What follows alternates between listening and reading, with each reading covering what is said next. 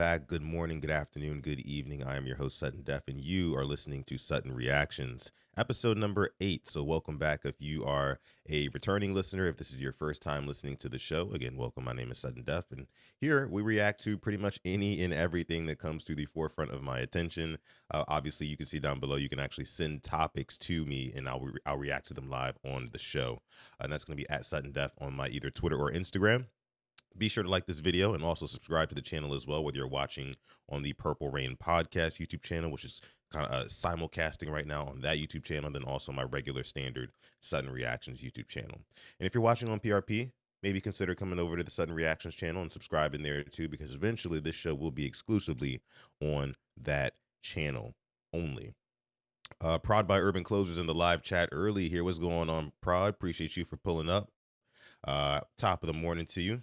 If you are watching live right now, make sure you sound off in the chat box so I can know that you're here. If you're part of the hashtag replay gang, appreciate you guys as well. Make sure, again, you leave a like on this video and subscribe if you are new. So let me see. Hope all is well. Yes, sir. All is well, sir. All is well. Appreciate that. And likewise. So let's start with this little recap of the weekend. So as a lot of you guys know, this past weekend was my birthday weekend. It was a really good birthday, other than the fact that I got a little bit sick like halfway through the day. But bounced back later on, watched some football, so that was cool. Ate a nice dinner my lady made for me. That was nice. And I went into Sunday just thinking like, okay, the only thing that I need to cap off this birthday weekend is a Ravens W. And of course, as a lot of you guys who are watching know, the Ravens could not bring home the W on Sunday Night Football against the Patriots, and they lose in devastating and embarrassing fashion, 28-24. That was really disheartening to watch, especially considering, all season long, the Ravens have been kind of dealing with these struggles, and it kind of seemed like it all came to a head, at the wrong time against the Patriots on Sunday Night Football. I mean, I was distraught. I was distraught. I didn't know what to do. Eli, what's going on? I see you. And I appreciate the happy belated birthday message, Prod. But yeah, so I mean that was terrible. Now the Ravens sit at what, maybe a 2% chance to make the playoffs. Now, I mean, just really quick, kind of going through that. This Ravens team, they need the Cleveland Browns to beat the Pittsburgh Steelers, which is on the table. The Steelers are, they're known for a rough performance against the Browns at least once a year, kind of like the Ravens, and especially with no DK Metcalf in this one to bail Aaron Rodgers out. Not that I think that he's the only reason, because DK Metcalf hasn't really done too much himself this year. They've just been finding ways to win games down the stretch. I think it's really the turnovers that they force. But there is going to be no DK Metcalf, so that does kind of swing the pendulum towards the Browns and subsequently the Ravens' way. If the Browns can squeak out a victory, all of a sudden the Ravens are right back in control of their own destiny, and it's right back to win in your end. So the season is not completely lost yet, but we're at the point where we are literally out of control of our own destiny, which is never where you want to be. Never where you want to be. But here we are. Right? So outside of that, what else happened over the weekend? You had the Anthony Joshua beating up on Jake Paul. I called that Anthony Joshua would win the fight. I mean, that's no real surprise to really anyone. Did I enjoy the fight thoroughly? Not really. There was the spectacle moment of Jake getting knocked out. I heard he broke his jaw in 2 different places, so that sucks. But overall, it was just kind of what I expected. I expected Jake to get off one decent to big shot, like just bite down on the mouthpiece and really throw a heavy one at Anthony Joshua to try to hurt him at least, or at least stumble him. But he just couldn't get anything off, man. He was too afraid of the power. He was just on his bike the entire time. I mean, I said this in the prediction episode. He was just running around, and then when he finally got tired, and that's what he said after the fight, he was like, man, I just got tired in there. And it's like, once he started to slow down a little bit, he couldn't really run as much. Anthony Joshua just pushed up on him, put his lights out, and that was it. Nico Kage's in the live chat. What's going on, Zeke? Shout out to you. Again, shout out to all of our live chat watchers here. Shout out to all of our replay gang members as well. Hope you guys are having a great day. Um, so yeah, that was the Anthony Joshua fight. Tyron Woodley also fought Anderson Silva. I thought that that was a pretty, well, I can't really say entertaining fight because I watched maybe the first 30 seconds of it and I was like, oh, okay, this is going to go, exactly how I thought it was going to go. It's just going to be a snooze fest for however many rounds they're going to go for. And then Anderson Silva, like, I mean, I hear out, I hear from across the room, I think I was doing something else at the time, the crowd get hype, the announcers get hype, and I watch and I see what happened.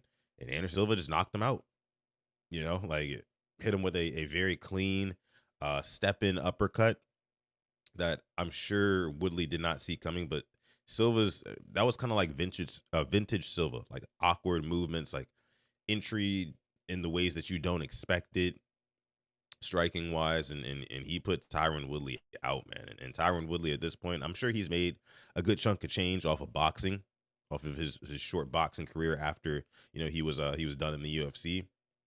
But it's probably time to hang it up, man. It's probably time to hang it up.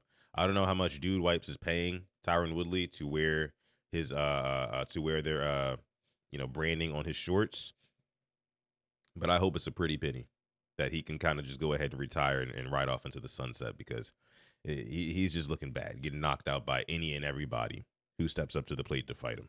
It's crazy. It's crazy. Anderson Silva still got it. Yeah, man. I think Silva's probably going to keep going too. He said something about wanting to become a cop in Beverly Hills. So, I mean, like, I guess, sure. I don't know if that means he's just done with fighting. I mean, he should be. He's 50. So, but yeah, if he wants to go be a cop, then more power to him. I can only imagine being pulled over and it's literally Anderson Silva walking up to your car asking for your license and registration. That would be surreal. Surreal to say the least. To say the absolute least. Okay. Let's go ahead and get into some topics here. What do you have on the docket? Couple of things to get into. Let's see. Let me go here. So I want to start with this. I want to start with this whole Nicki Minaj thing. Nicki Minaj, of course, as you guys know, famous singer-songwriter, rapper. She's been around for a long time in the game, at the top of the game, at the top of female rap. And nowadays, it kind of seems like her career is taking a little bit of a turn. And especially with what she's doing now, like she's kind of aligning herself, and that's what this video is going to be about. She's aligning herself with Republicans and the right, and I don't typically do a whole lot of politics on this show, but I just find it interesting that Nicki Minaj is kind of alienating basically her whole fan base, right? Because I would assume a lot of her fan base are left-leaning folk, right? Now, of course, she still has like the barbs and whatnot who will always be cool with her and like that she'll have that cult following, but kind of aligning with the right is interesting here. And she had something interesting to say when Erica Kirk, who was actually Charlie Kirk's wife, the late Charlie Kirk, um, and they're at this Turning Point USA America Fest, and Turning Point USA was Charlie Kirk's company that I guess his wife is running now, or she's at the face of it or whatever. So they were having a rally of sorts, and Nicki Minaj showed up, and Erica Kirk was interviewing Nicki Minaj on stage, and this is what was said. Again, Charlie would always say, it really does not take skill to be courageous. It takes a choice. It takes a decision. And I want to say again, thank you for coming and being courageous and being able to share your heart with us. And the reason why that also holds true sentiment-wise is because I know that you are getting a lot of backlash from your own industry. What is your reaction to that? I didn't notice. Amen. I feel the same. Really quick, do you notice how like Erica literally like lobbed her an opportunity there to like ruin her career? Because it puts Nicki in like such a trick bag. Like you're sitting here in front of all these people who wants you to they want you to say one thing, right? They want you to say, oh well, basically what she says here, F them. I don't hear them. I don't even, their opinions don't matter. And like Ashley said in the chat, a lot of her fans are LGBTQ. A lot of her fans sit on the left side of the aisle. So kind of alienating them by saying right here, again, Erica Kirk basically setting her up for career suicide. Let's keep listening. Same way. When people are like, what do you think about them? I'm like, I don't think about them. Bingo. We don't even think about them. We don't have time to. We're too busy building, right? Yeah, we're the cool kids. Okay. Holy cringe. We're the cool kids? I mean, like, she's got to understand, right? Nicki Minaj has got to understand that this doesn't make her anything but a feather in the cap of MAGA heads worldwide, right? And if you're a MAGA head listening to this, I think you would agree. They don't care about you, Nicki Minaj. They don't give a damn about you. All they want you to do is get on that stage and prove that somebody who was seemingly on the other side is actually aligning with them. It's literally just like a dunk on moment for the left, right? That's all it is. And she's being used for that, paraded around and used for that here. It's actually kind of crazy. The other people, they're the ones who are still just disgruntled, but really they're just disgruntled with themselves. They are angry with themselves, you guys. So you can't wake up and think about somebody who is determined to just stay mad. I literally tell them, stay mad. Amen. Stay mad. Because we're going to stay joyful. Yep. And peaceful and iconic and smart. Yes. And we're going to stay thinkers. In a world that doesn't want us to think, we will think. By ourselves, on our own, we will continue to think. We will continue to think. Like how she tried to spin it into like, we're going to take the higher road. We're going to be the bigger people. That's actually pretty funny. That is actually pretty damn funny. I can't lie to you.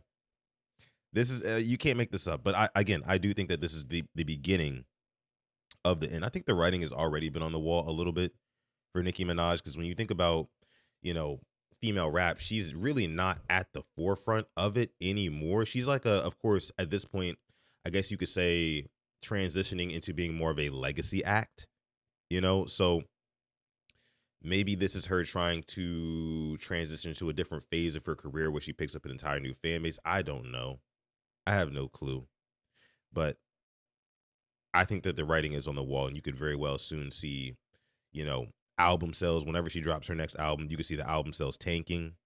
I could see, her shows, the tickets at her shows not being bought up, and that going viral of empty Nicki Minaj shows. Before you know it, she's performing at super small venues and whatnot. And before you know it, we have a documentary on the downfall of Nicki Minaj. And this will be a staple in that documentary. That clip that we just watched right there. Because again, it doesn't make any business sense, right? To align yourself with this, because this is really not going to do you any good. These people at this rally are not going to be rushing to buy the next Nicki Minaj album when it drops.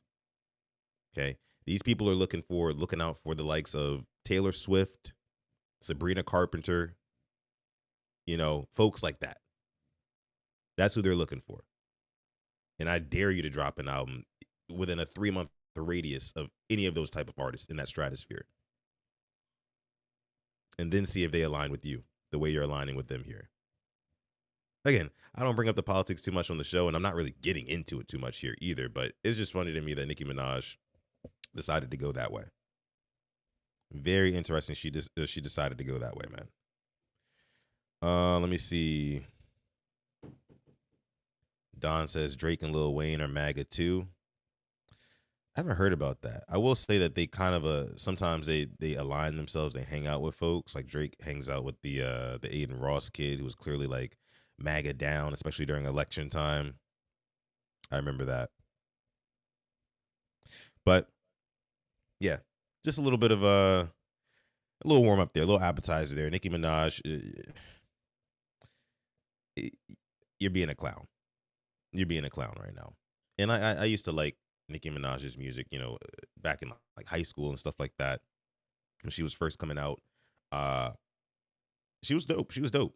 I know she was kind of revolutionary. A lot of people thought she reminded them of the likes of like Lil Kim and then other rappers that came before her, other female rappers. So it's just sad to sometimes see like some of the biggest stars of one point have such a fall from grace, right? And seemingly for no reason, because again, this is just career suicide. Career suicide. Again, welcome into Sutton Reactions. If this is your first time watching the show, again, my name is Sutton Def. Here we react to pretty much any and everything at the forefront of my attention and your attention. That's right. You can send topics into Sutton Def at Twitter, or on Twitter or Instagram. Again, at Sutton Def. I'd appreciate that. I'd appreciate it. All right, let's move on here. What else do we got? What else do we got?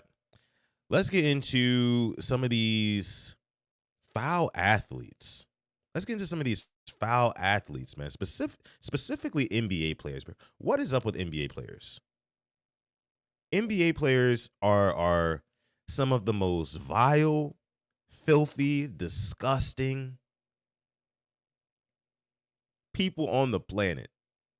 And I'm kind of like halfway joking when I say this. I don't mean it quite literally. Like, I'm not like turning up my nose at these guys, but it's just interesting how they live their lives. Their lifestyles I feel like are way different from, let's say, in comparison, NFL players. And maybe it's just because the money is a lot different. NFL is a much more popular sport, but basketball players on average get paid more, a lot more. There's a lot more money to go around when there's only 12 guys on their roster as opposed to 54. So I just feel like they just live a different lifestyle. I mean, and to kind of preface this, I think Giannis Antetokounmpo said in an interview that he's seen guys, who play on NBA teams, who travel city to city. Obviously, they buy a new PlayStation for every hotel they go to, and they leave the PlayStation at the hotel, like just on purpose every time. Every time they go to a new city, they go out, buy a PlayStation, play it in the hotel room. Then when it's time to leave that city, go back home or go to the next city, leave that PlayStation in the hotel room, go buy another one the next place you go. I mean, so we're talking just like throwing what, $400 in the toilet every couple nights or every week. And again, $400 a week to those guys, again, doesn't bother them, right? But it just kind of speaks to, I guess, kind of like the mentality of some of these players. Some of these kids who are making money, these 20-something-year-olds who are going city to city, who are basically rock star athletes, right? Making millions and millions of dollars, more money than they know what to do with. So it's one of those things. It's one of those things, man. It's kind of reminds me of the Floyd Mayweather days. But let's listen to what Kevin Durant has to say here. This is kind of a little bit unrelated, but let's listen to KD. Here. What's up with the hair though? Why don't brush your hair? I don't like for what? You come up for what? Why get cuts? Why lotion why lotion? You don't wear lotion either? No, I don't lotion my body like that. I might lotion my hands if they a little dry, but I don't. But I see you sometimes you be having a fresh joint though. Sometimes when they like, yo, what, they got what make you get like that? What make me get a cut for reals? Nah, bro. Hold on, bro. This man KD said, I don't really lotion my body like that. KD is the number one example of like just like a perpetual bachelor. You ever wonder why Kevin Durant and Drake are such good friends? Because they live the same lifestyle, right? I don't know if Drake's not lotioning his body. Honestly, I really don't care, if he shared that information or not. But Kevin Durant has always been known as this guy who doesn't care what you think. You know what I mean? I don't think he's in a relationship. I don't think he's ever been married either. Of course, no kids. He just kind of lives life. All he wants to do is wake up, go play basketball, go home, and I guess chill.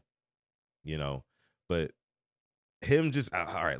Let's keep listening. Let's keep listening. When I'm in my room playing the game, my homie's like, "Yeah, we got that barber on the way here." I was like, "All right, fuck it. If y'all getting a cut, I go get one too." I ain't calling it myself. You just rolling with the gang. You so fucking tall. I be arguing with Jeff about this show all the time because his shit a little missing up there. But y'all be so tall too. Most people not seeing it on a daily basis. Only on TV where it look crazy. But when you sign here, the amount of barbers I had on my DM, Bro, on my phone, realtors and barbers was yo, on my tell line KD, crazy. if you need a cut, I'm thinking to myself, y'all know this man don't care about no fucking haircut. Look at him. I'm not about to cut. I really used to care at one point about like, man, I need to get a cut this week. Then after a while, I was like, I'm way more relaxed when I'm just not giving a fuck. And see, I feel that because honestly, that's kind of how it be sometimes. Like sometimes you don't really feel like, and I'm strictly talking about the haircut things here, by the way. Strictly talking about the haircuts, by the way. Love you, babe. Sometimes the haircuts, it's just like, at one point in my life, I did care about making sure that my hair was cut and done like literally every 2 weeks on the dot, not a day later, right? But then you kind of get a little bit older, and it's like,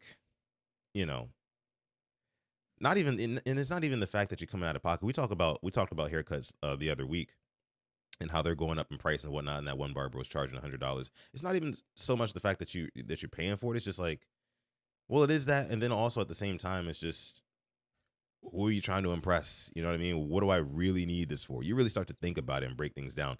And KD being what, almost 40, you know what I mean, has made hundreds of millions of dollars in his career. Again, doesn't really seem to be too worried about impressing anybody at all. You can tell by the way he, responds to fans on Twitter and things like that. He just doesn't care. He doesn't care. And I feel that part. But then the showers part. And by the way, Taurus, I saw that too. He said your shit's a little missing. Fred VanVleet definitely did fire a shot right there. For sure. Top of the morning to you, Devon. Top of the morning to you, Brandon. Appreciate y'all for coming through. I saw Ashley in here as well.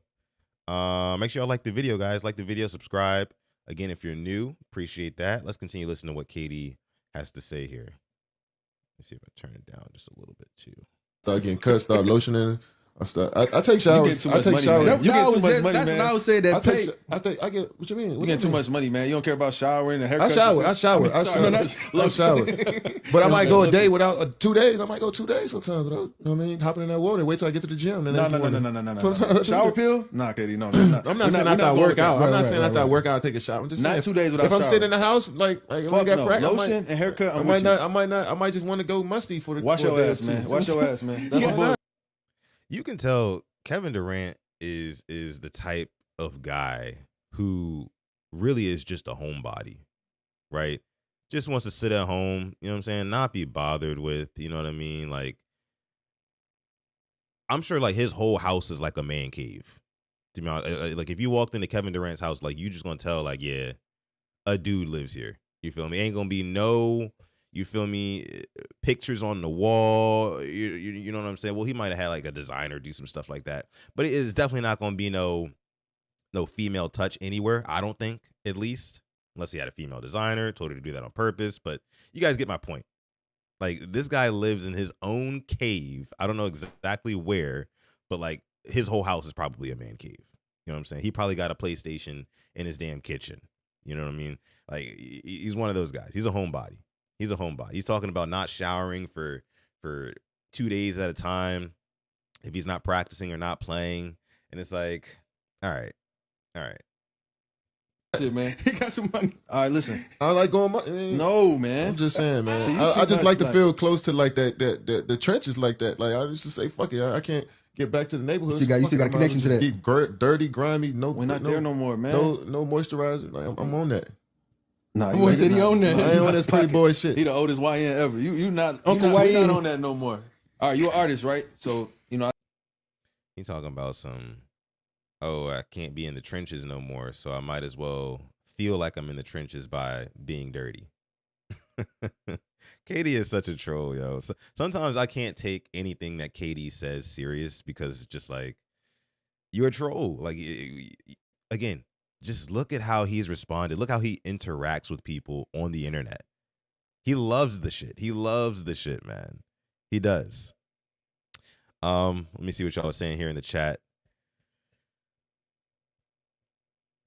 Top of the morning. Welcome in, guys. Tori says, I understand him, though. To a degree, right? Like, I'm sure everybody's gone at least like one day without showering for whatever reason. You know what I mean? Like, we're not going to act like everybody here has showered literally every single waking day of their life, right? And never missed a day. That's just not even really realistic. But Katie just openly saying it here is just kind of funny to me again, because like it goes hand in hand with everything we already knew about Kevin Durant. You know, like he's just this homebody dude who doesn't care about nothing but basketball, and that's it. End of list, right? That's it. So, but let me see. All right. So kind of continuing the same theme here, right? Of these foul celebrities, man, these foul athletes. I mean, we got after Nicki Minaj, right? We just jumped on KD. Now we got to get into Gilbert Arenas next. And you already know he about to say something unhinged. So make sure you strap in. You feel me? Like the video, because this is good. And I guess this is where the mess starts to come in a little bit. A little messy on this one. But Gilbert Arenas is just talking about the NBA player's lifestyle, and he's specifically speaking about escort culture in this next video here on this podcast that he was on. I'll just let him tell you. Listen, that lifestyle is you go to Miami, pull up the Tootsies, right? $250. Okay, y'all don't know that. $250, just off the boat. Don't speak English that much. $250, do it. Wait, so does $250 give you like $250, the whole $250? Right? You see, do you into see like in a back you room? see how it's hard to compete? $250, And that's it. especially like on a Tuesday, rent due $250. $250.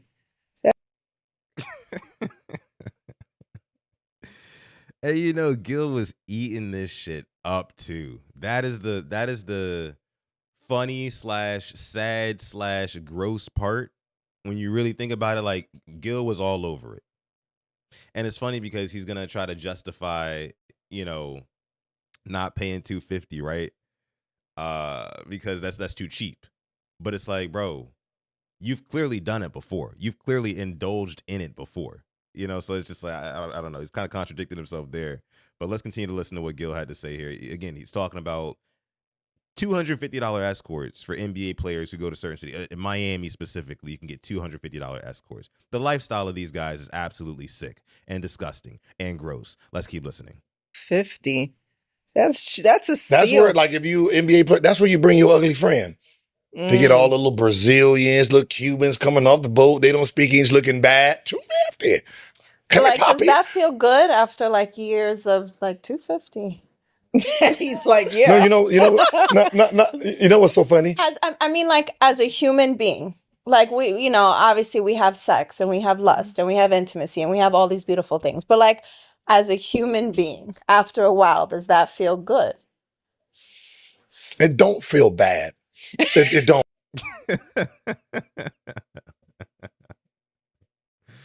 Hey, bro. All right, so real quick.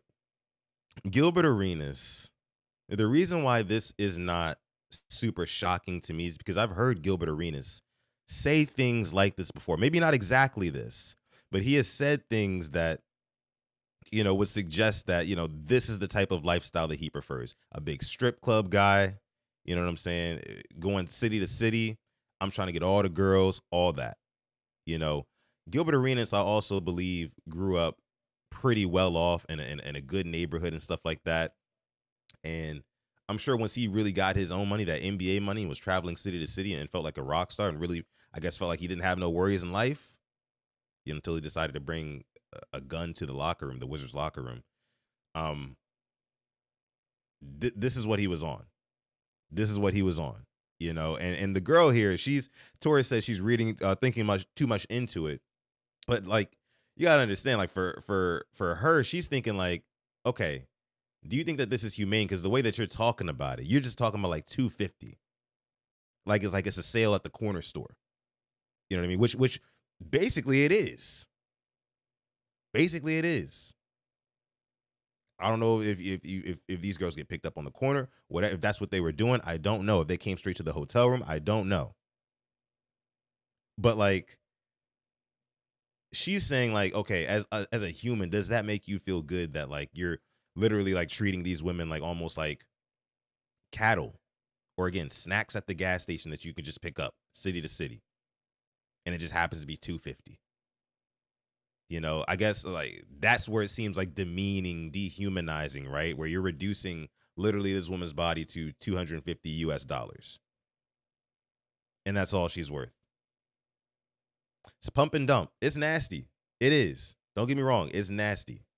It's gross. And the fact that you're doing this city to city with different women, and he's just saying here like it don't feel bad because in the moment everything's great. You know what I'm saying? Oh my gosh, I'm Gilbert Arenas. I'm in Miami this weekend, right? I make millions of dollars. $250. Hell, if she was charging $2,500, $5,000, still wouldn't be no sweat off my back. This is great. I get to have fun for the night. Pay for play. Like I'm not gonna. It don't feel bad, but as a man, what ends up happening is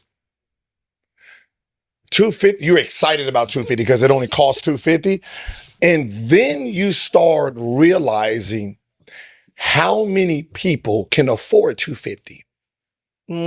Right? That's a little right. We want to pay, but the price has to make sense. Right? Like if someone like you, I'm worth 1,000. You're like 1,000. Then you start realizing. I mean, okay, so.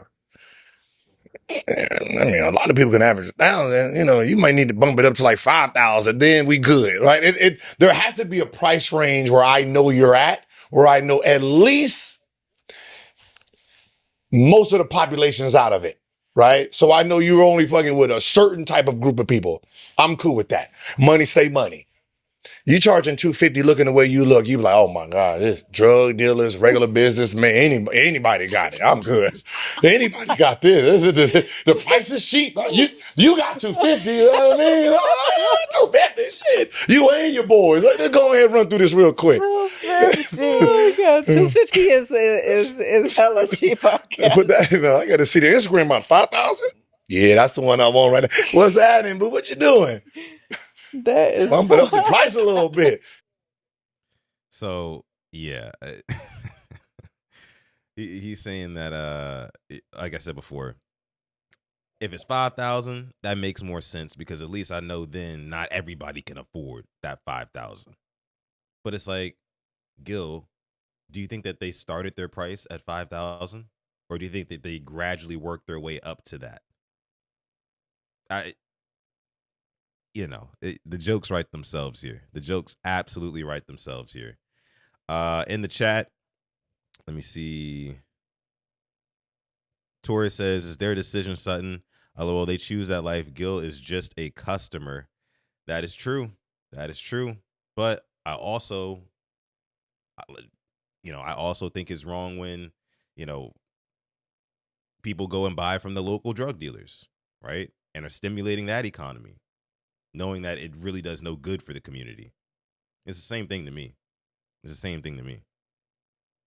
It's the same thing to me. But I get what you're saying, though. Devon Johnson says passport bros was established on this behavior. Pretty much. I think a lot of the passport bros thing is like actually going to different countries to find love, right? Like find actual partners and stuff like that. Which is all stupid. There's what, billions of people. I don't know how many people are in America, but there's a lot of people. If you're telling me that you can't find anybody who like suits your your needs, your style, your personality, your love language, whatever, that sounds like more of a you issue and a skill issue than an American issue. Just saying. But yeah, this is very passport bros coded. That's for sure. That is for sure. But man, Gil was wilding though. Gil was wilding on this one. He just,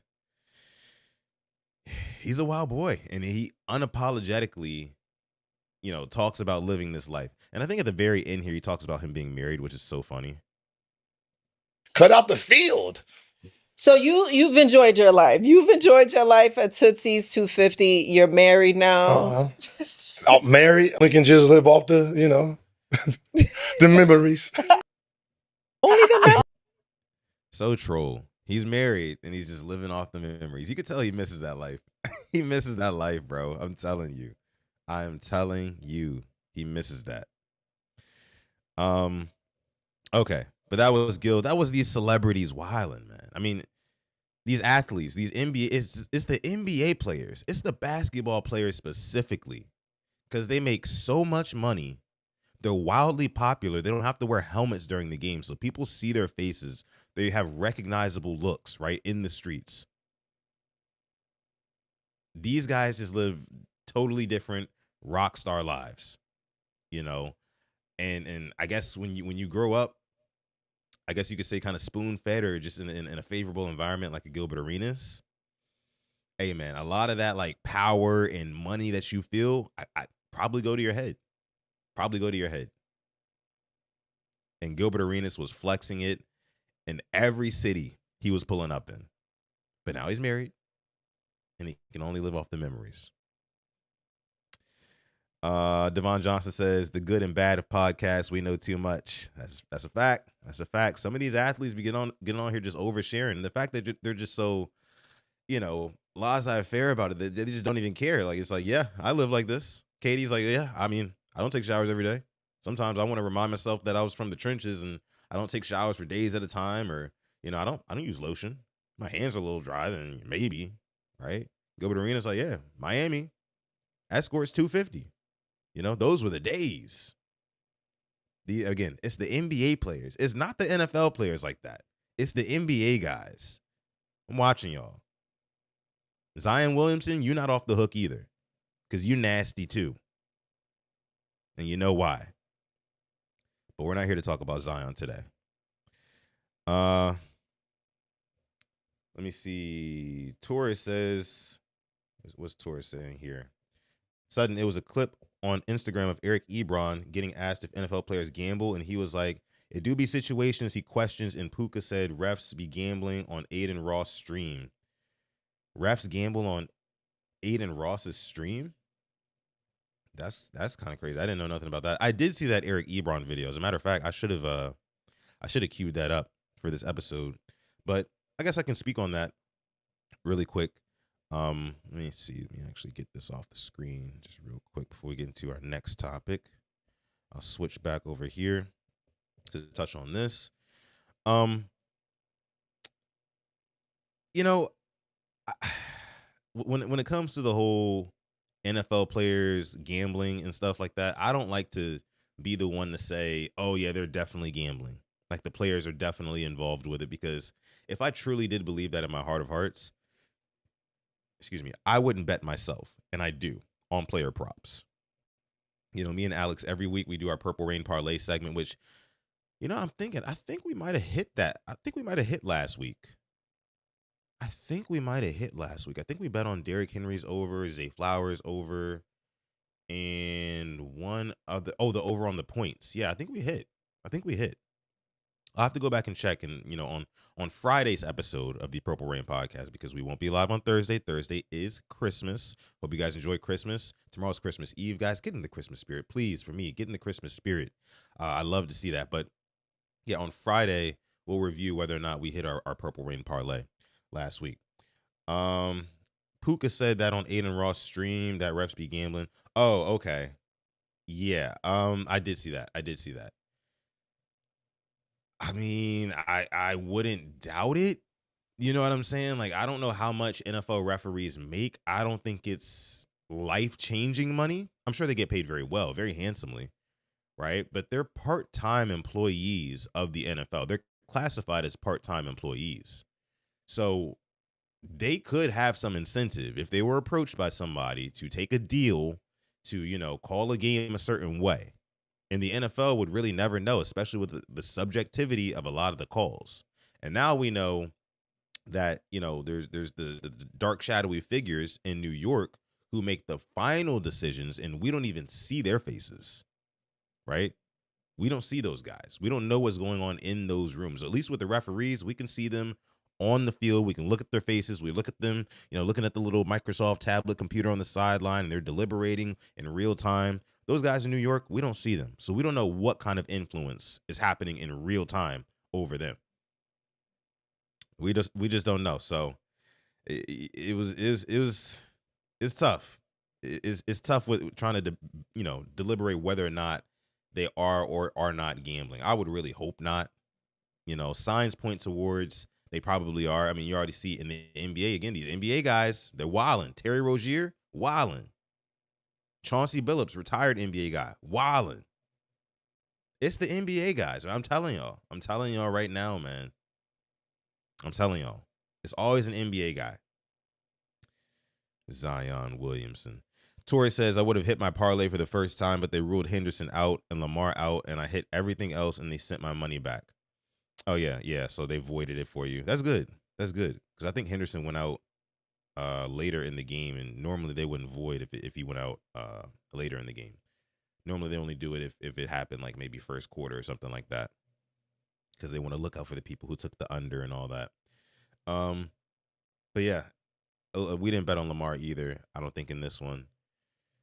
I have to go back and check, though. Again, I have to go back and check. I think we hit. Like I said, I think we hit. And Eric Ebron, again, he also said in that video, he said that, like, now since he's betting himself on player props, you know, it kind of makes it the effect even more on him. Like, it confirms his biases even more that these guys might be gambling because my money's on the line and somebody didn't win me my money. And I thought that guy could have did more to do this or that. You know, it is one of those things that only time will tell. Only time will tell whether or not this gambling stuff is going to actually be a real problem in the NFL. That's the only time. But okay. Let's see here. Tori says, you was smart, son. That was me and Alex. Me and Alex came up with that parlay. And I think it hit. We've hit, like, what, 3 of our last 4 Purple Rain parlays. We're at that point in the season now where we know exactly what this Ravens team is going to do on a week in, week out basis, for the most part, at least. For the most part. Season's pretty much over, but, you know, you still make some money off these guys. Okay. So let's go ahead and get into our next video here. So this one is about some controversy that was stirred up online by one 21 Savage rapper, who basically said F the streets, right? Like F gang culture, F the streets. And he was talking directly to Young Thug and Gunna, 2 rappers who were beefing with each other for a long time over some street stuff, you know, but they used to be really good friends. And he's basically telling them, like, hey, y'all need to squash it, become good friends again, forget the streets. The streets don't love you. Streets don't love us. It's never gotten us all that sort of stuff, which has sparked the debate around the Twitter streets on whether or not, like, 21 Savage saying something like F the streets is valid, you know. And in this video that I have here, it's actually on a podcast. I want to say it's the No Jumper podcast. It's got Adam 22 in it. He doesn't really talk in this, but it's between Whack 100 and this other guy who's not from the streets. Whack 100 is from the streets. This other guy is not.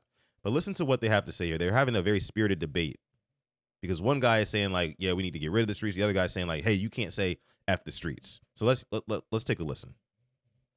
Niggas, I'm telling you, leave the streets alone, because I'm going to get at you. On Paul Root. He does have a point, though. Why does it have to be this huge dichotomy? Because, nigga, you ain't got the right rank of respect to have this conversation. Go find a circle of square you niggas. You yourself say that we have to let this stuff go. But what you're not going to do, you're not gonna do, where does it start? Is shit on a lot of these niggas that died. I'm not shitting and on talk anybody. Crazy because a nigga will slap the shit out of you and take your manhood and one of them institutions while you holler in the streets. But whack, you can't handle it. But why shitting on somebody? Who am I disrespecting? You talking about niggas' brains and all this shit. What you mean? And brain power and niggas. Fuck all that. Bro, because it's a pretty niggas got the power to get rid of your brains. But why wouldn't you say? That's fine, but real quick. Real quick, the funny thing about this video already is that there's a bunch of people in this room who literally have no dog in the fight at all. Like, and they're just like all sitting there, just like spectating this. That's it's kind of funny to me. But let's keep going though. Right, but Kill that shit, plenty bro. of black people have died for the progress of Fuck black all people. that. Blacks, Mexicans, Asians, everybody in the streets. It ain't just one race. Okay, so what are you saying? What I'm saying is this. Help me understand what you're What trying I'm to tell saying me. is you're not going to sit here and just shit on the streets. I'm not shitting on the streets. Right? In front of a street. I'm a street nigga. I'm not shitting on the streets. That's where I come from. I haven't said anything bad Right? about You're the not going to do that and not get smashed. Bro, you will get smashed. Bro, you're trying There's to some make street it seem niggas like out I'm there. disrespecting everybody when you have You're the not same going to message as disrespect. me. No, I say the kids. But when you get to talking about But aren't these the niggas kids in the living streets in the ain't got hood, no though? brains, I and didn't these say niggas that. in the, I I didn't know say some that. niggas in the streets that'll do some other shit with you. It's a lot. Okay. So Wack keeps going towards this this homoerotic stuff, right? Like there's some dudes in the streets that'll violate you, take your manhood. It's like, okay, all right. I get what you're driving at here. Wack, I do. And I saw Taurus in the chat say it's selective politics. That's totally true.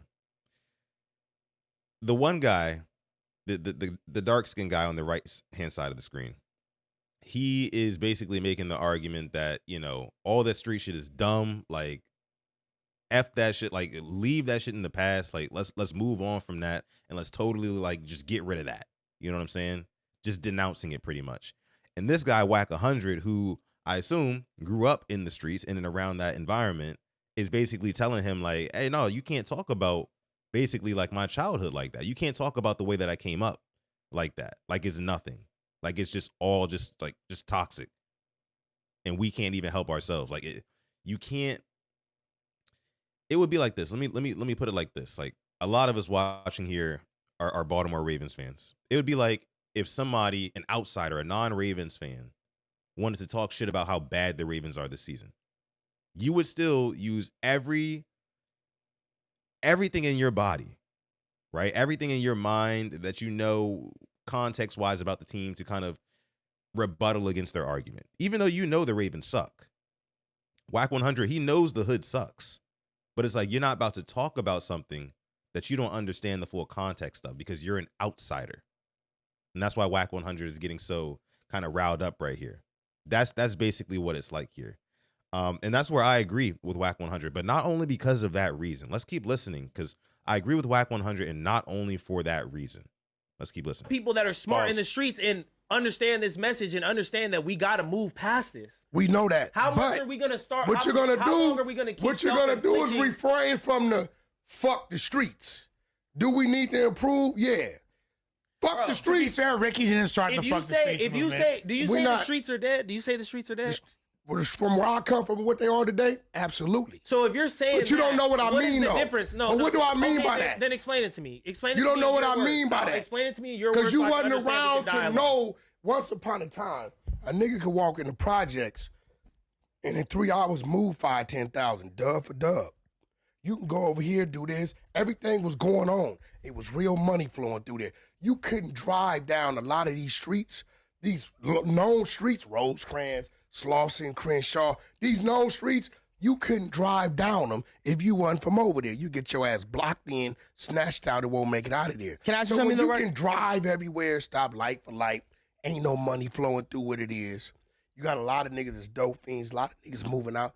Yeah, the streets from what they were to what it was today is definitely dead. The streets wasn't meant to be a church. Nigga, it was a place of survival. Okay, so when people are saying that, when people are saying, quote unquote, fuck the streets, this is the moment, right? And we already have said These are not people. Listen, we've already These is said niggas the that got streets are caught dead. telling. We've already said the streets are dead. So if you know a company is failing, why are you going to keep investing money in it on an annual basis, on a monthly basis, if you know that company is not profitable anymore? Are you calling the streets a company? Yes, I'm calling it a company. Okay. I think that where the argument is kind of going off the rails here for the other guy, I think his name is Ricky, is that he's saying that, like, why continue to invest in a dying product? Why continue to invest in something that is not fruitful for the community as a whole? I think that the answer to that question is very, very layered and nuanced and rooted in history, to be honest with you. Because if you have to kind of zoom out a little bit and think about, okay, where did the streets come from, right? Where did the concept of the streets come from? It came from ghettos. It came from hoods. And where did those come from? Those came from strategic placements of black neighborhoods in certain cities through certain tactics like redlining and other racist tactics, grouping a bunch of people together and stripping them of their resources, taking businesses out of the town, right? Basically forcing people on poverty, keeping them away from other parts of society, dropping off drugs, dropping off guns in these neighborhoods, making people desperate. A lot of this is a lot deeper than what they're giving it credit for here. It's a lot deeper. And I think that's what this Ricky guy is kind of like not really listening to. On top of the fact, again, like, you didn't grow up in that environment. You're not from that environment. So you don't really have the liberty to speak on it and really say like, no, fuck that shit. Like, it's because you're not even putting, because it sounds like you're putting the onus on the streets itself and the people who are just, you know, products of that environment, right? You're putting the onus on them instead of actually zooming out and, again, looking at the situation in its totality. How did these streets even get here in the first place? They boxed a lot of these people in these neighborhoods. And yeah, I mean, Whack 100 is also right. Like, nowadays, and he was also saying, Whack 100 was saying that, you know, the streets used to be somewhere where there was big money flowing through, and, you know, you can go flip $5,000-$10,000 in 15 minutes over here, and then you can move over there with it and do this and go holler at this person.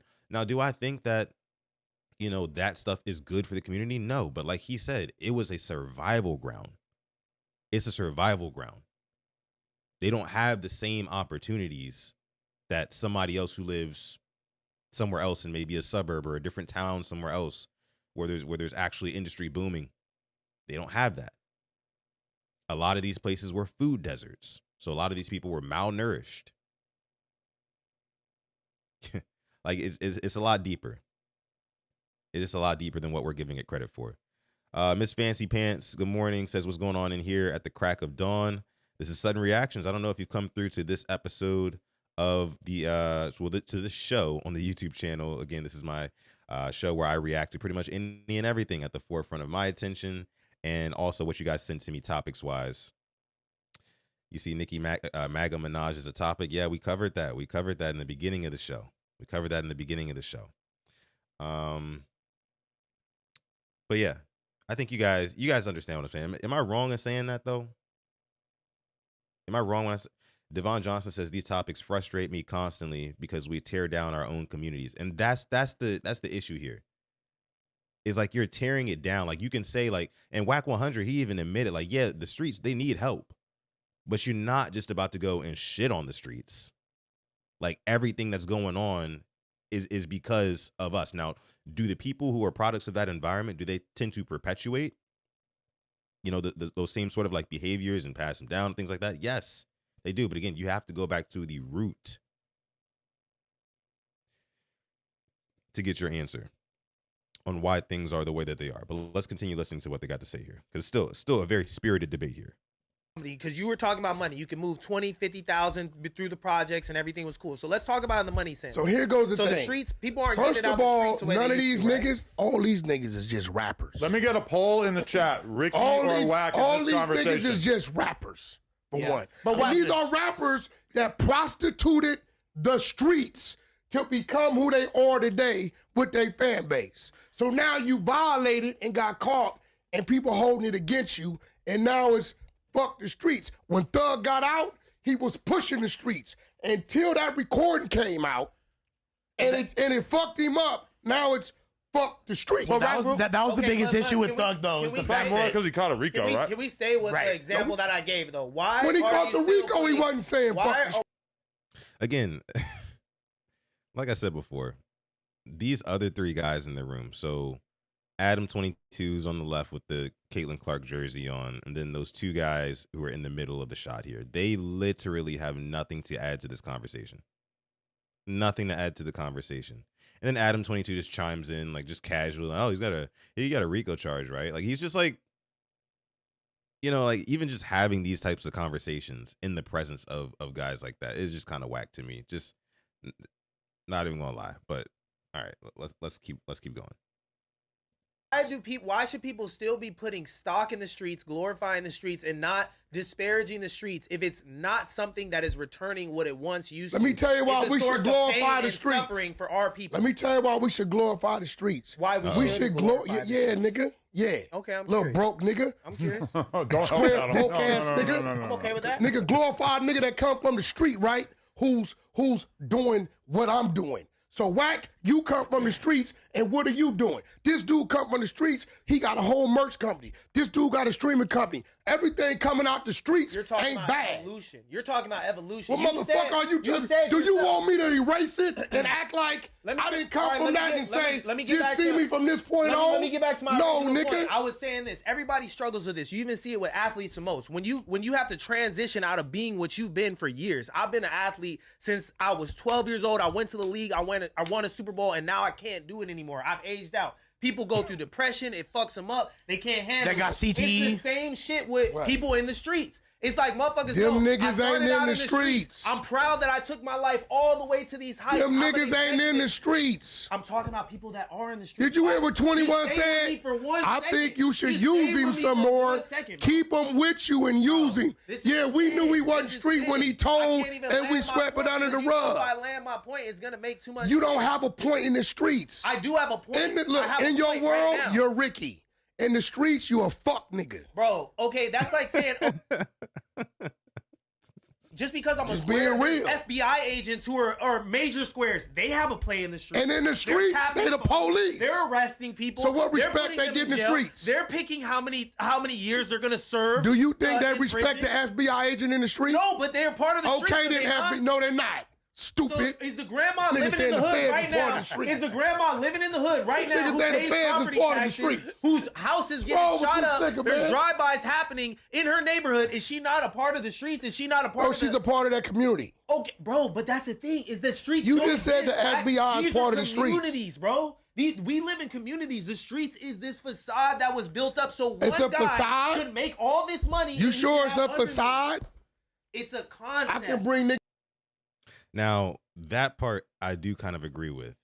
I do kind of agree with it being kind of like the streets kind of like a pyramid scheme almost. Like there's typically somebody at the top of the food chain, right? And everybody else kind of gets fed through that system, right? So in that sense, like it just doesn't really seem like it's benefiting the community at the end of the day. And I know that doesn't go for everybody who's in that lifestyle. Some of them do give back and whatnot, but from that angle, I do see what Ricky is saying. It's like it's all a scam. It really does seem like a scam. Wack is saying it's survival. It's not a facade. It's literally what we had to do to survive growing up in these communities, which I get that too. But the overall point at the end of the day is that you got to leave this shit behind. You got to leave this shit behind. We're not saying F you guys, everybody who's in the street, the whole Dr. Umar saying some of these dudes have to go for good. I'm not even saying that. But how can we help should be the questions that a guy like Ricky should be asking a guy like Wack here. How can we help the streets get better? I don't want to say F the streets. I want to help the streets. What can we do? How can we be more hands-on? Is it tutoring for our boys? Is it mentorship for our boys? Is it more activities for the girls? Is it more, you know what I'm saying? Like, what is it? What needs to happen? I think the kids need to be targeted for sure, but that's what it is to me. We got Tila M, and the M stands for mod. So make sure you're on your best behavior. Appreciate you for coming through. Tila says, what's up, Sutton? I hope you had a wonderful birthday. I did. I appreciate that too. Ravens let me down on Sunday, but Saturday was my birthday. It was a good day. Saturday was a good day. Miss Fancy Pants says, yep, I had my birthday on Saturday. Appreciate that. Thank you so much. Thank you so much. Let me see. See what y'all are saying here. Devon says, agreed. However, the celebrities idolized for being street are no longer there, and some never were. LOL. It's perfectly okay to want better for yourself, and you should feel bad for that. Yes, I agree. I agree. But I guess again, and I'm not from the street, but like somebody who grew up in that environment, you know, is just hard to kind of tell them like, hey, forget, like, F everything you know. Like that's got, like, existentially, that's got to probably bother you just a little bit. Like everything from where you're from is bad and wrong. And for that, you know, for that reason, I'm looking at you as somebody who's bad and wrong. That type of judgment shouldn't be passed, right? For people who are just quite simply products of an environment. Instead, the question should be, how do we help? How can we help? That's what I think. Goes out of the mindset that, like, because he went on to say we need to glorify the streets. That I disagree with. That type of culture, I totally wholeheartedly disagree with that. I don't think we need to glorify the streets, but I also don't think we need to say, you know, F the streets and everybody from there. You know, there's just a way to kind of, I guess you could say, start the healing process. It's going to take a while, a long time. And it looks like a lot of different things happening in order for, you know, that to kind of really be left in the past. But you're right, Devon, there were artists who benefited greatly off of street culture. Hell, I mean, major record labels.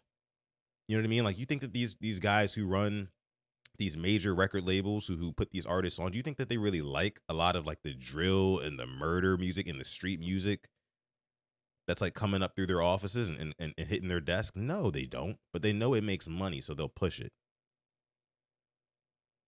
and disseminate that message that, you know, to everybody in the world, kids, teenagers, and young adults alike, and influence them. I mean, and that's the sad part to me.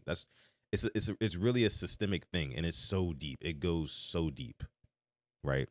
Which is why, again, you know, if you want to point the finger at somebody, pointing the finger directly at the streets is not, I don't think it's the way to go.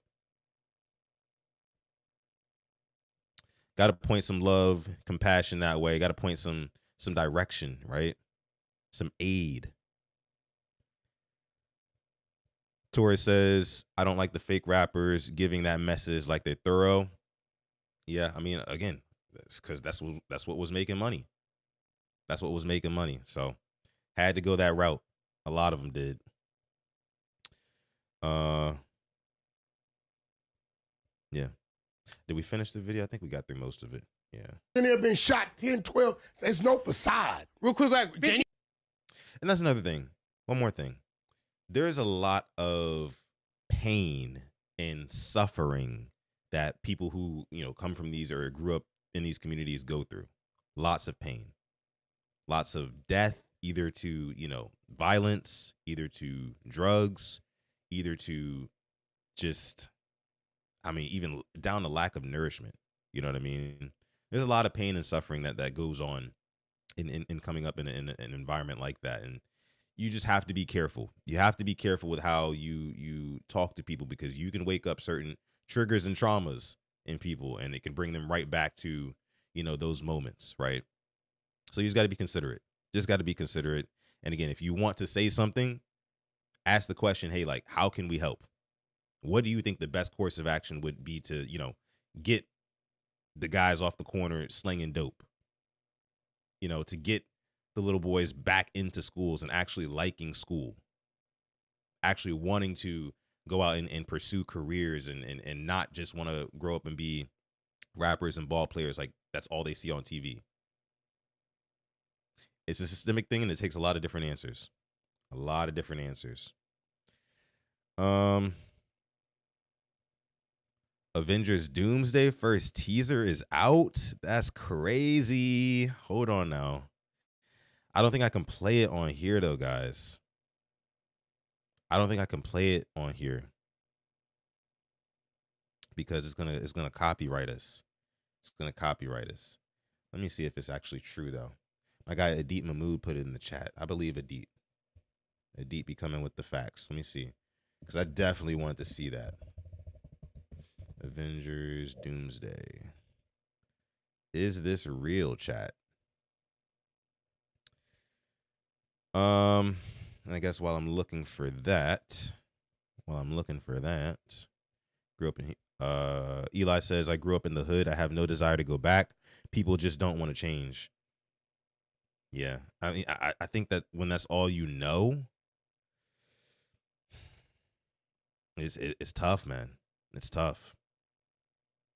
Like, I spent the first 10 years of my life growing up in an area like that, very rough area. And, you know, my parents moved us out to a nicer area where there wasn't as much crime and violence and people getting mugged and stabbed and shot. You know what I mean? And I think that, I mean, that definitely does something to a child. You know, what environment you raise them in, it definitely does something to them, for sure. But you know, when you grow up and you kind of have that responsibility to grow up and be mature on your own and like really be able to compartmentalize certain things and not, you know, lose your cool in situations, or just know how to navigate life, because the world is not the streets.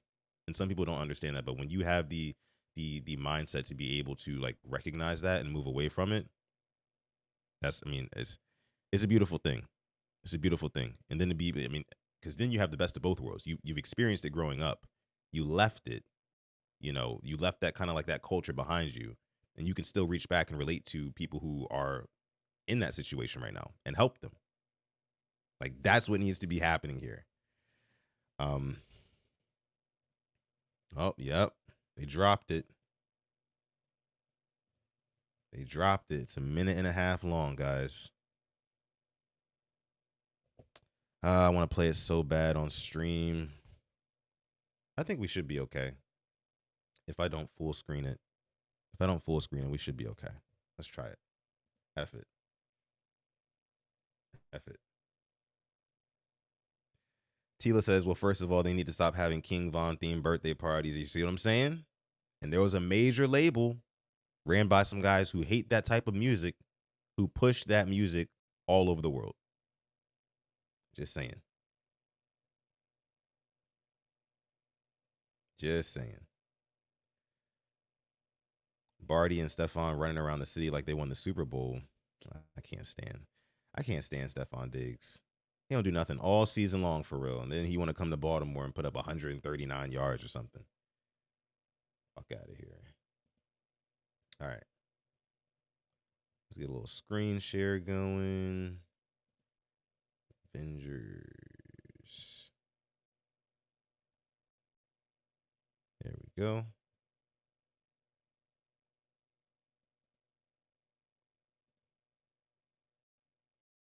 Here we go. Avengers Doomsday. So I'm not going to full screen it, and it's just going to screen share. So this.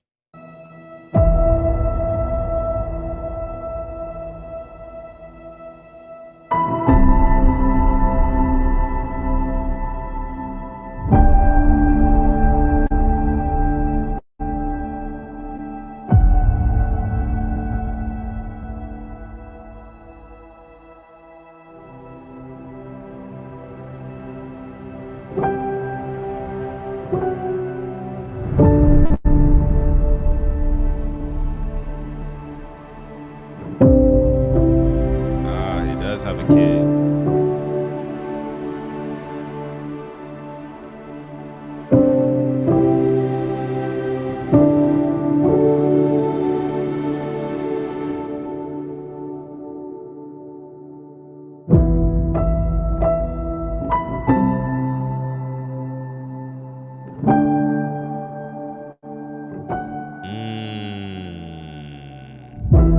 Steve Rogers will return in Avengers Doomsday. You know what this tells me? And I guess I can full screen just this still right here. But you know what this tells me? This tells me that they're going to release a series of trailers, each one being about a specific character. So they did this one with Steve Rogers, Captain America first. You know, they'll probably do maybe what, Spider-Man, or they might bring back Hulk. I don't know, or Thor, right? I think that they'll all have their own separate teaser.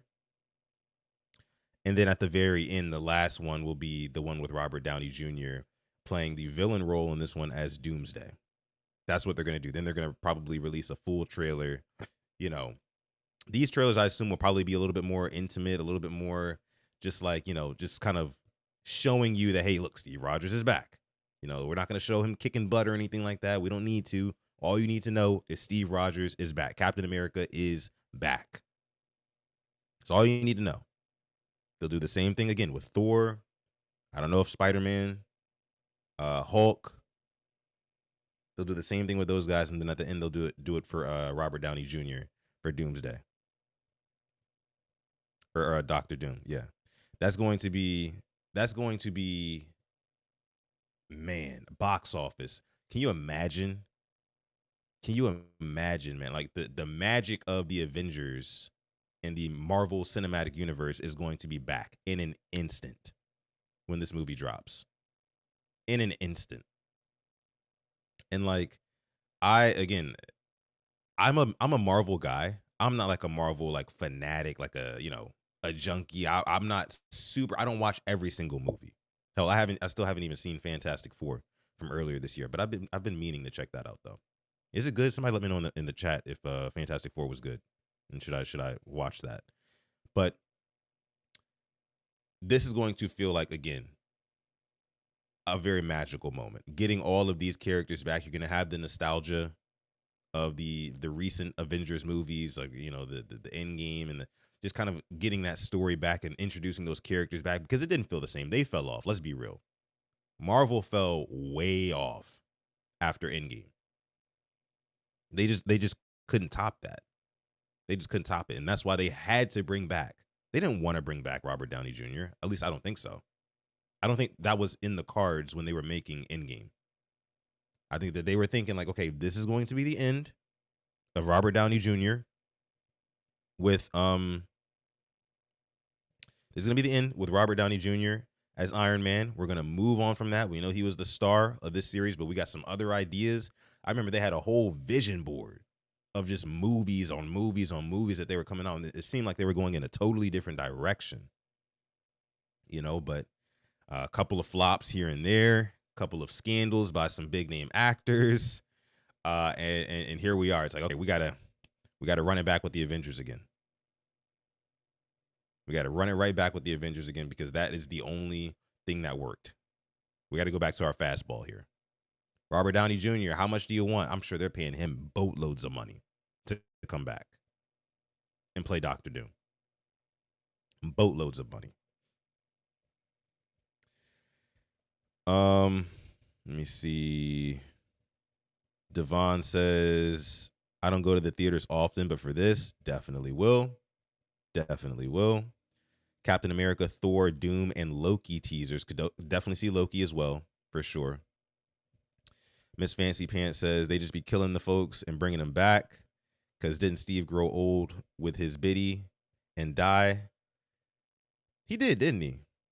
But you know, this whole multiverse, and they're doing, I think, like time travel themes and stuff like that. They're going to figure out a way. They're going to figure out a way to where it makes sense. I mean, I'm still trying to figure out how they're going to sell us on Robert Downey Jr. not being Iron Man. I'm sure there's some twist or loophole in the comics where, you know, I think that actually is the case, where they're going to be able to twist that on us, and they'll try. I'm just going to be there for the characters, the action. I need some iconic lines, some iconic fight scenes, and let me get up out of there. You know what I mean? That's all I want. That's all I'm missing.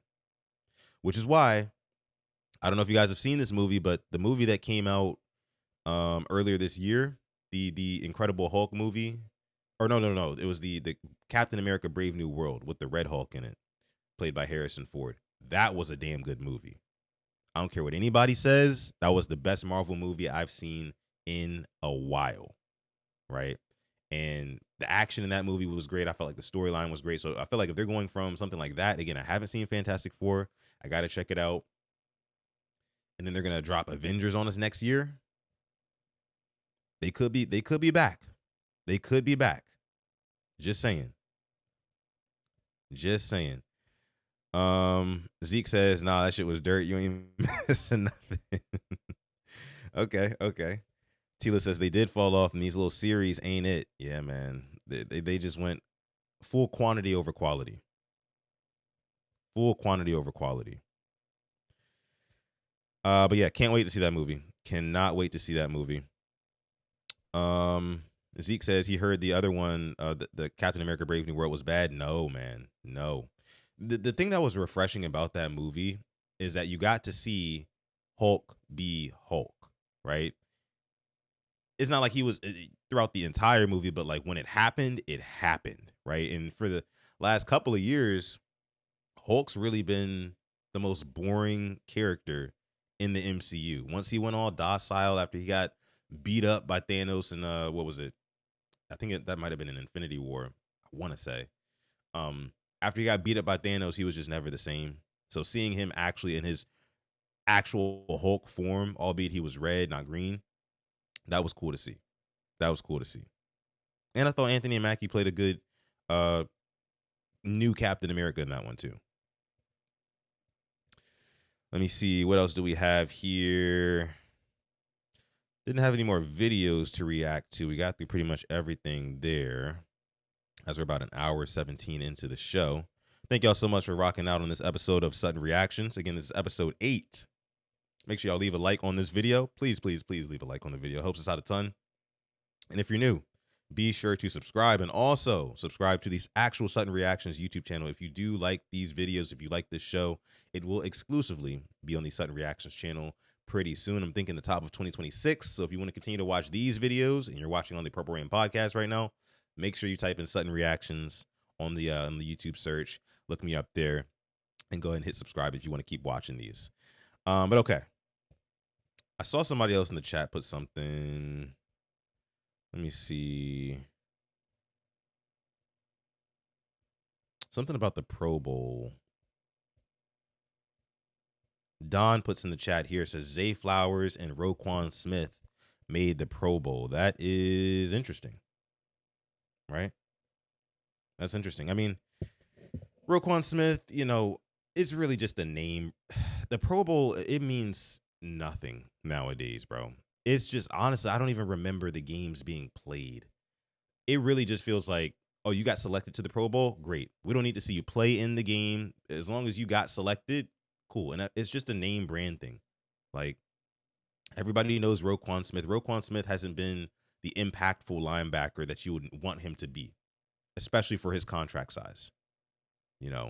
He hasn't really been playing like an all-star perennial Pro Bowl, player. He just hasn't. The impact hasn't been there. Zay Flowers, 1,000-yard season, cool.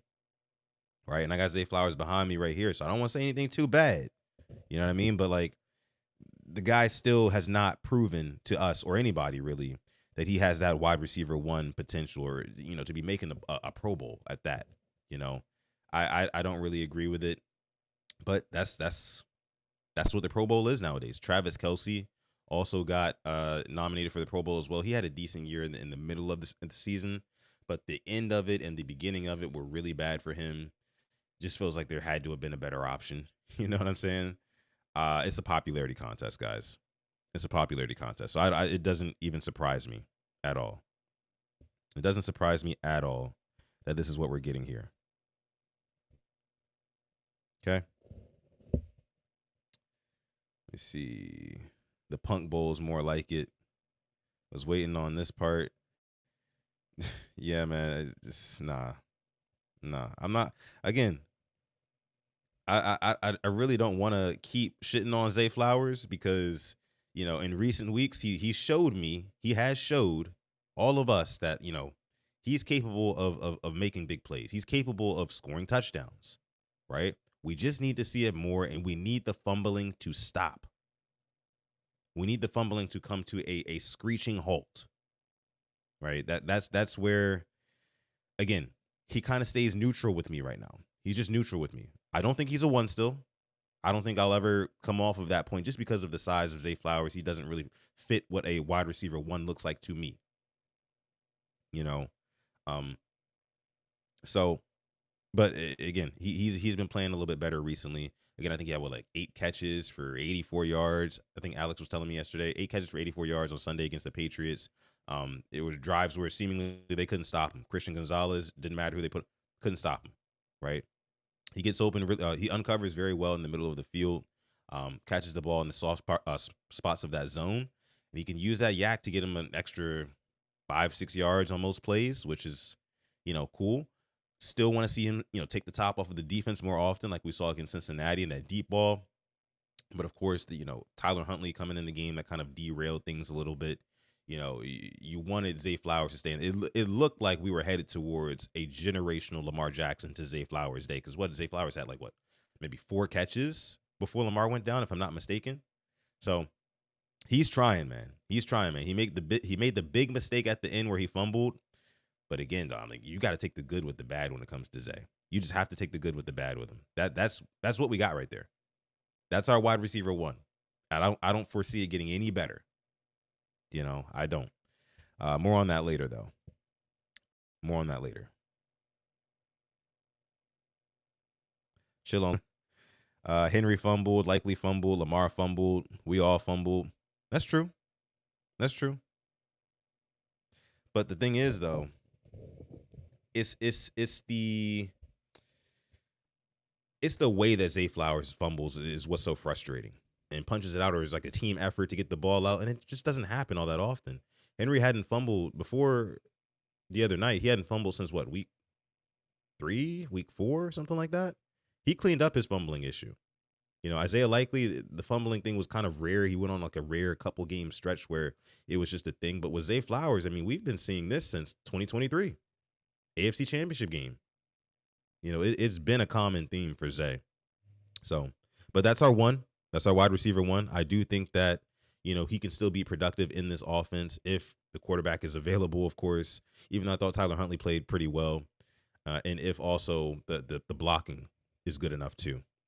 So, but again, more on that in a little bit later. But yeah, guys, I'm going to go ahead and wrap up this episode of Quiet Storm. Not Quiet Storm. God, I don't even remember what shows I'm on nowadays, guys. I'm just live streaming like every day, like all day, every day. That's what it feels like.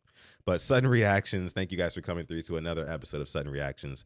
Again, if you want me to cover topics tomorrow morning, from what you find interesting, make sure you DM it to me on Twitter or Instagram at Sutton Def. You can DM me a post, DM me a link, a video, a picture, whatever it is. I will react to it on stream tomorrow morning. Again, appreciate all of you guys for coming through. We will see you guys later on today on the Ravens Roundup YouTube channel, also on Quiet Storm Sports as well. Got some stuff to talk about with these Ravens as some more news continues to come out, I'm sure, throughout the day. But until next time, y'all, I'll catch you guys in the next video. Peace.